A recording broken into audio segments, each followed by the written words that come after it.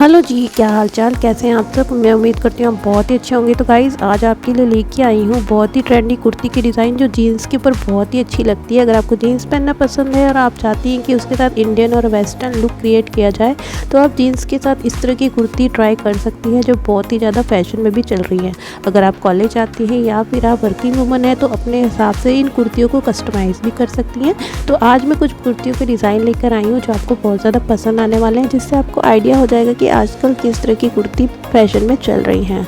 Video छोटी सी है, पूरा ज़रूर देखिएगा। मैं उम्मीद करती हूँ ये वीडियो आपको बहुत ज़्यादा पसंद आएगी। और आज की वीडियो में कौन सी इमेजेस कुर्ती के आपको सबसे ज़्यादा पसंद आए कमेंट करके ज़रूर बताइएगा। मिलते हैं फिर एक नेक्स्ट वीडियो में, तब तक बाय बाय।